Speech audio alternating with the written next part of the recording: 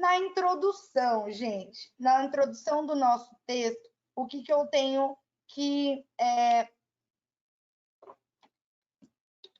ter em mente? Eu tenho que pensar que o meu texto, que quem vai fazer a leitura dele, eu tenho que convencer esse meu leitor a respeito do que eu tô escrevendo. E eu tenho que pensar se ele vai entender do jeito que eu estou escrevendo, tá? Então, vamos grifar aqui, ó. Um texto será produzido com a intenção de que alguém irá fazer a sua leitura. E quem produz, olha lá, quem o produz está interessado em quê? Em convencer o leitor a respeito do assunto, tá? Eu tenho que acreditar que aquilo que eu estou falando é uma verdade absoluta. Tudo bem? Próximo. No entanto, a fim de que o leitor do texto seja convincente na exposição de suas ideias, ele deve estar ciente que o texto ele não pode ser um aglomerado. Olha lá, não pode ser um aglomerado de frases soltas, desligadas uma das outras. Ele tem que ter o quê? Alguns termos coesivos e coerentes, que são aqueles lá que a gente já está aí destacando. A repetição, a não contradição, a relação, vou usar pronomes possessivos para referenciar, eu vou usar a conjunção para ficar evitando aí a repetição de palavras, né? Ele fala que um bom texto ele precisa ter a unidade temática. O que é isso? Ele tem que ter um tema, né? E ele deve seguir uma estrutura. Olha lá, ó. Passos do texto. Estou grifando as palavras, as chaves, tá, gente? Olha lá. Quais são os passos do meu texto? Introdução, desenvolvimento, conclusão. O que eu tenho que escrever na minha introdução? Ideias que servem para abrir meu texto. Nossa. Né? Ideias gerais, tá, gente? No meu desenvolvimento, o que eu tenho que ter? Vocês lembram da progressão do meu texto? Eu tenho que avançar, eu tenho que fazer uma progressão. É no desenvolvimento que eu vou colocar, eu vou fazer referência aos textos de apoio que a prova, né, me dá. Então, avanço progressivo. Na minha conclusão, eu vou fechar o meu texto. Ele diz que um texto dispersivo é um texto que ninguém vai entender, que ninguém vai conseguir ler, não vai atingir o seu objetivo, tá? Que um bom texto, ele possui aí, ó,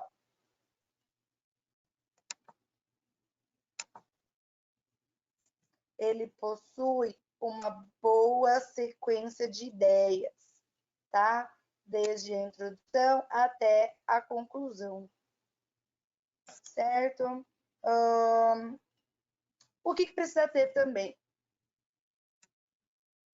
Uma estrutura, né? A unidade estrutural, que juntas,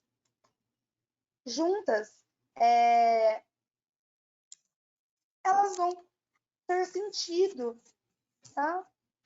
O meu leitor, ele vai entender, tá? Mas o que eu preciso? O que eu preciso me preocupar? Com recursos coesivos, eu preciso me preocupar com sequência das ideias e com as relações existentes entre eles. Olha lá, gente. a gente falou sobre a conjunção, que são os elementos de coesão, conectivos, tá? Então, o que são? Quais são eles? Quais são eles? Preposições, conjunções, pronomes, advérbios, são coisas que vão enriquecer o meu texto. Ele vai ficar articulado. Todo mundo que lê vai entender. É um PowerPoint, é um slide, vai falar mais sobre a coerência e a coesão.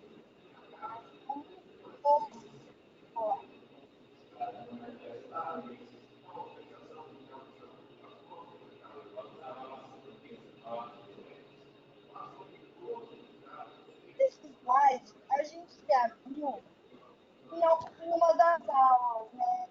Fui falando do texto.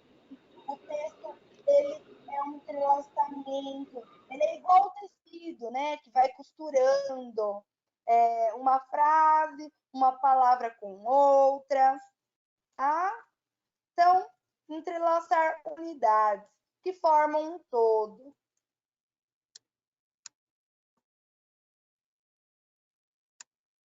A coerência e a coesão, sem elas, a gente não tem significação, não tem sentido um texto, né? Olha lá, um texto ele só vai ser coerente quando aquilo que ele transmite está de acordo com o que o próprio escritor quer que o leitor entenda, tá? Olha só o exemplo que ele dá. As ruas estão molhadas porque não choveu. Ué, se a rua está molhada, é porque choveu, né, gente? Olha lá a contradição aqui, né? Ele estuda tanto que não sabe nada. Ué, mas se ele estuda bastante, com certeza ele sabe alguma coisa, né?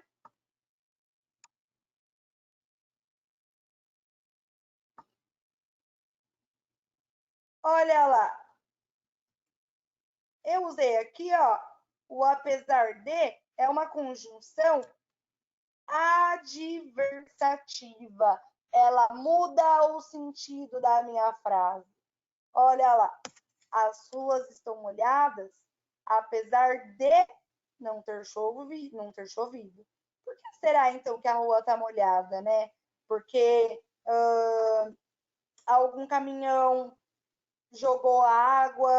é, jogou água porque estava muito suja? Será que algum vizinho foi lá e molhou? Porque algum cavalo foi lá e fez cocô? O que mais? São N motivos, né, gente? Então, aqui nós temos uma conjunção, tá? Estou aí dando um exemplo chulo aí para vocês, tá? Nós estudamos aquelas regrinhas para a gente conseguir chegar à coerência. Nós temos aí algumas regrinhas para cumprir, né? Relevância, contradição, redundância, repetição. Tá? A gente já trabalhou isso, tá, gente? Estou aí destacando, certo?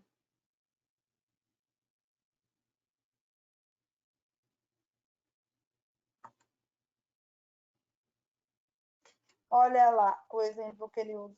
O Júlio é alto e baixo. As duas coisas ele não pode ser, né? Tem que ser uma ou outra.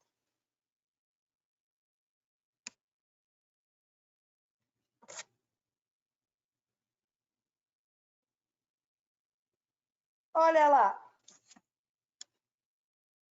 Comprei um livro sobre o cosmos. O livro foi muito caro. Ele não usou duas vezes o livro? Ele podia ter usado, olha lá, esta edição foi muito cara. Foi muito o quê? Muito cara, tá? tem que concordar, certo, gente? Aí entra no princípio de concordância. Eu não posso falar, essa edição é muito caro. Por quê? Edição é uma palavra feminina. É a edição. Então, aqui eu tenho que ser cara, né? Ele usou caro porque o livro é uma palavra masculina, tá bom? Então, eu tenho que ter observar, ter um cuidado, tá bom? A pontuação também é importante. Ela muda tudo. Olha lá, ele dá 3 exemplos. Morra Salazar. Morra Salazar, não faz falta na ação. Morra Salazar, não faz falta na ação. Morra Salazar, não, faz falta na ação. Olha lá, a minha entonação, como que muda de acordo com a minha pontuação. Tá? Coesão, o que é a coesão? É o uso de mecanismos gramaticais que vão melhorar, né? Vão melhorar minhas relações entre as frases, entre os períodos, entre os parágrafos, tá? Então, a coesão, ela é dividida em duas, na gramatical e no lexical, na minha fala e na minha escrita, tá? E aí, esses são os exemplos aí. A gente vai fazendo a referência, a gente tem que pensar no tempo, a gente tem que pensar em tudo, né? E a gente já viu cada uma delas no primeiro texto.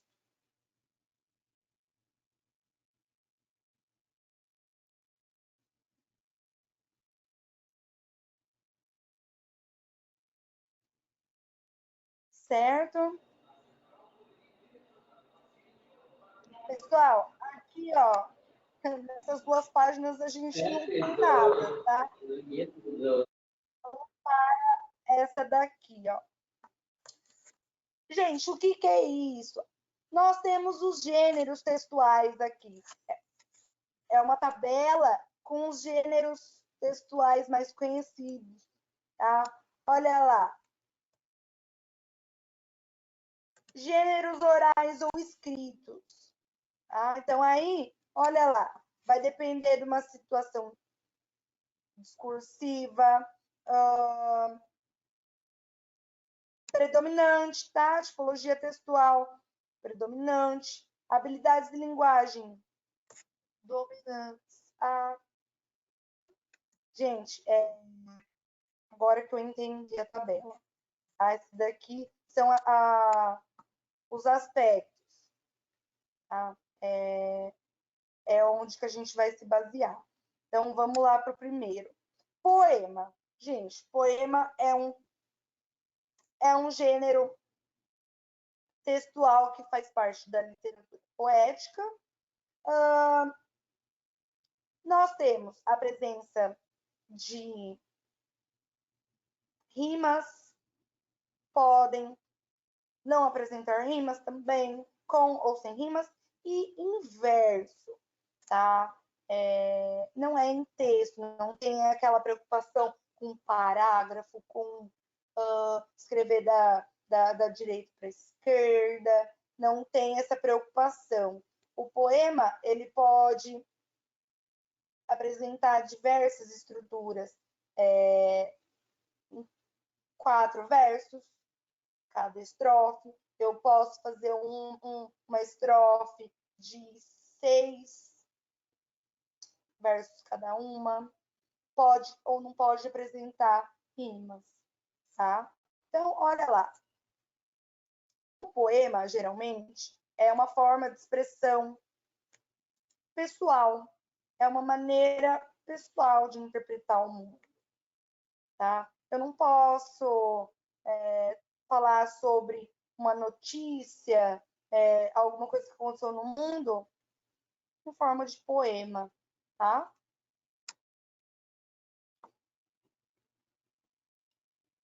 Olha lá o próximo, que aí se enquadra na narração, na literatura ficcional, que é conto maravilhoso, que é a fantasia, conto de fadas, fábula, lendas, narrativa de aventura, narrativa de ficção, os contos de enigma, anedotas são as piadas, biografia, a gente leu uma, a gente até inclusive fez uma também, a gente foi narrando os fatos importantes da nossa vida, né? Novela, conto, paródia, né? Que apresenta humor, piada, apólogo, adivinha, tá? Então, são gêneros que possuem a mesma característica de narração, tá? Tem a estrutura que se segue, que é a criação de um enredo, a descrição de personagens, situação, tempo, cenário. Eu tenho aí que descrever qual é o meu cenário, qual é o meu tempo, se é no passado, se é no presente, tá? Próximo. Relato. Relato, ele se enquadra numa documentação de memorização de ações. Tá? Então, aí são um discurso de experiências vividas num espaço, numa situação. São elas: relatos de experiências vividas, relatos de viagem, diário pessoal, testemunho, autobiografia.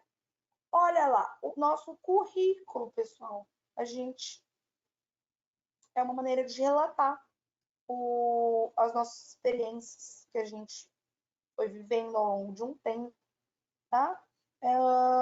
História de vida, crônica social, reportagens, notícias, atas, geralmente elas são feitas em ambientes públicos, como prefeituras, como escolas, certo? Próximo. Argumentação, que é o que a gente vai fazer, tá? Argumentação, eu quero convencer o outro a acreditar na minha opinião, a acreditar na minha ideia. Então, aí eu vou levantar ideias e eu vou discutir e eu vou discuti-las, tá? Eu tenho que ter uma sustentação da minha ideia, eu tenho que sempre ir refutando e sempre referenciando, repetindo, né?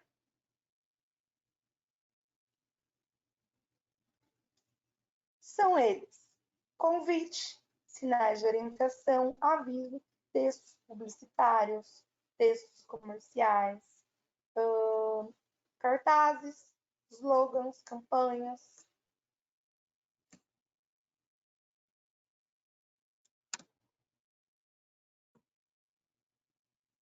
E, por último, também faz parte de uma argumentação, tá? São as mesmas características aí, tá?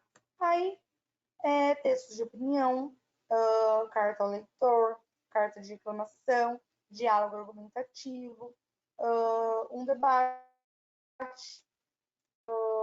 uma resenha de um livro, se você gostou ou não. Nas escolas, quando a gente pede para ler um livro, a gente pede a opinião do aluno também, tá? Os textos expositivos, pessoal, olha lá. O que é um texto expositivo? Eu transmito alguma realidade, eu apresento fatos, saberes, diversos saberes da minha realidade. Então, quais são, né? Olha lá, atestados, certidões, estatutos, códigos, regimentos, contratos. Quando eu fecho contrato com alguém, eu tenho um compromisso, né? Mas também pode ser um texto expositivo, uma conferência, um artigo, uma entrevista. Por quê? Eu estou expondo aí, né? Um saber.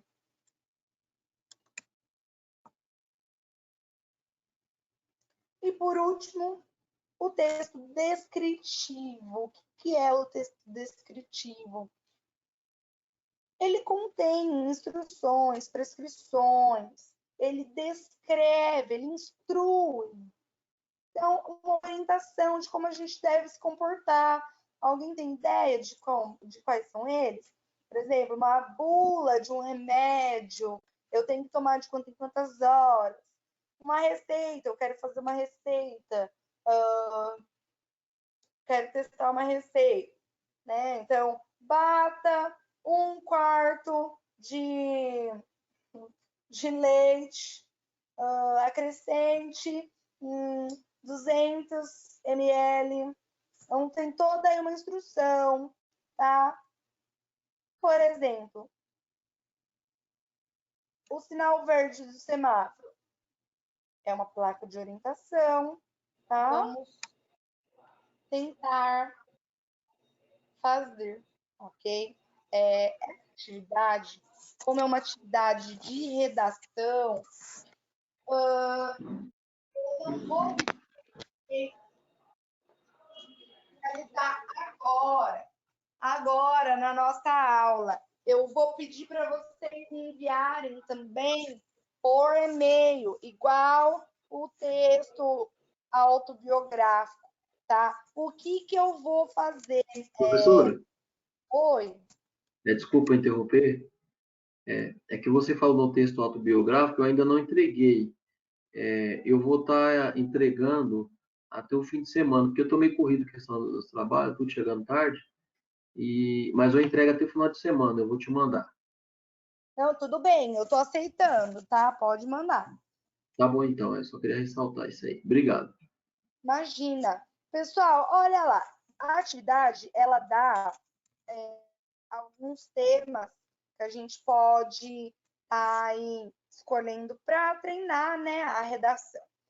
Eu tomei a frente e escolhi um tema que eu acho fácil de escrever. Aproveitando, né, a atual situação do coronavírus, a gente vai trabalhar então o tema da globalização, certo? Esse tema, então, certo? Eu tomei a frente e escolhi, e eu vou estar disponibilizando para vocês 2 sites que contêm informações que vocês podem estar tirando, né? Aproveitando e usando no texto de vocês, certo? Pessoal, aqui, ó, nesse espaço em branco, eu vou estar passando para vocês a estrutura da texto, tá? Então, como que ele vai ser?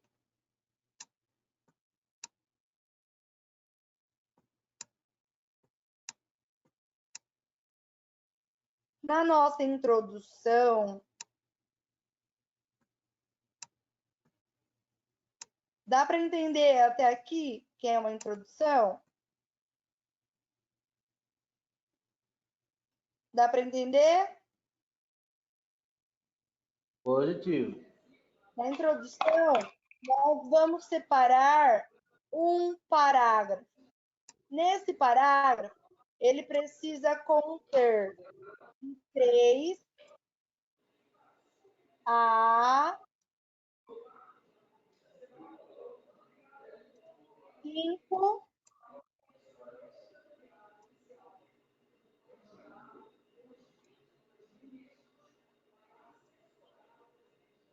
linha. Certo? Então, se vocês quiserem aí anotar aí, tá? Porque depois eu vou apagar isso daqui, não tem como. No meu desenvolvimento, gente, o que eu tenho que ter no meu desenvolvimento? Então, 2 parágrafos. 2 parágrafos de quantas linhas cada um, professora? De 6 a 8 linhas.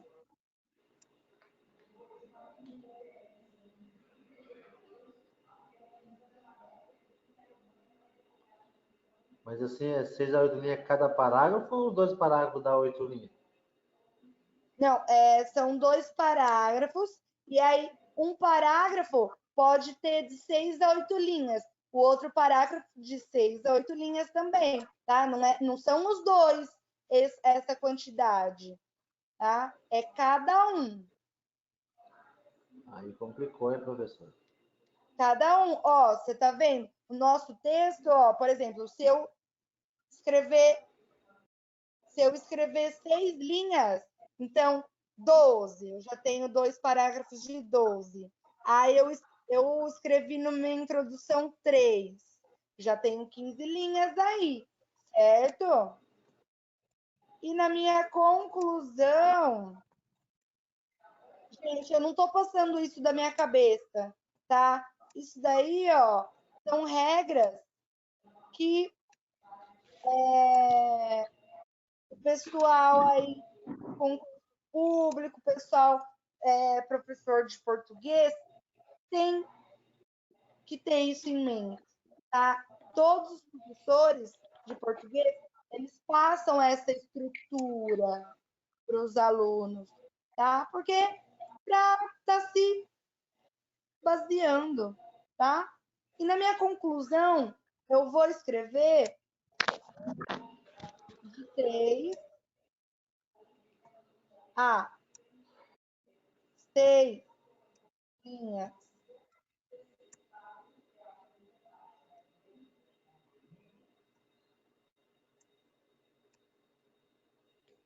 Certo, então eu vou deixar aí um tempinho para vocês anotarem aí a estrutura.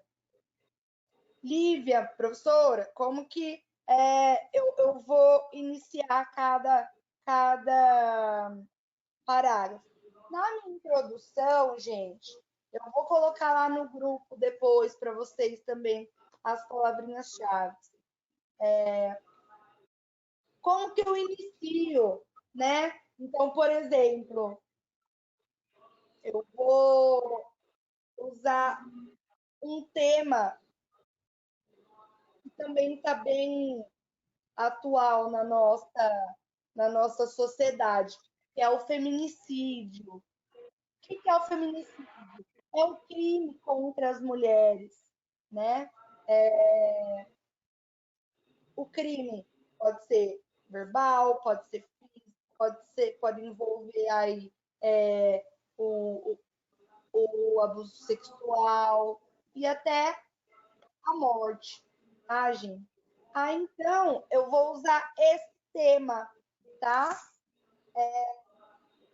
Como que eu posso iniciar a minha introdução, gente? Vou dar uns exemplos para vocês.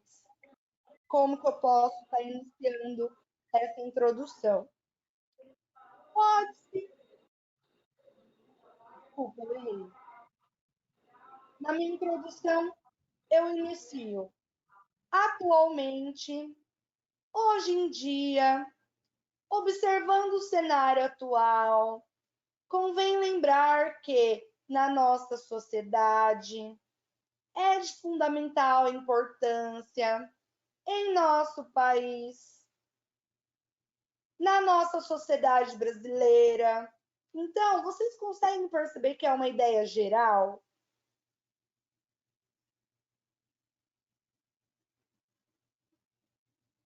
Ah, sim, agora ficou mais claro. Certo? Porque eu vou detalhar, eu vou dar uma ênfase, vou focar no meu desenvolvimento. Né? E no meu desenvolvimento, como que eu posso iniciar? Eu vou iniciar assim. Pode-se mencionar, por exemplo, verifica-se que há registros, segundo a autora, segundo o autor, baseado nas ideias do autor, da autora. Outro fator importante, vale ressaltar que, vale mencionar que, e aí você dá a continuidade aí, tá? Professora? Na minha conclusão, para eu fechar a minha ideia, como que eu vou iniciar aí o meu parágrafo? Eu vou iniciar assim, levando em consideração todos estes aspectos, pode-se concluir que, em virtude do que foi mencionado anteriormente, portanto, sendo assim, percebe-se que, conclui-se que, é necessário que. E aí são alguns exemplos que eu posso estar iniciando a minha redação. Pessoal, não se preocupem, eu vou estar disponibilizando no WhatsApp todos esses exemplos que eu estou falando, certo? Gente, eu vou ler para vocês como que ficaria, então, um texto seguindo toda essa estrutura aqui que eu coloquei na tela, tá? E adotando algumas palavrinhas chaves que eu falei aqui para vocês, tá? Então, eu vou ler para vocês e vocês vão perceber que eu também usei algumas dessas palavras, tá? Vamos lá, prestem atenção. Eu vou falar sobre o feminicídio, tá? Atualmente, muito se tem falado sobre o feminicídio, mas o que é de fato o crime contra mulheres?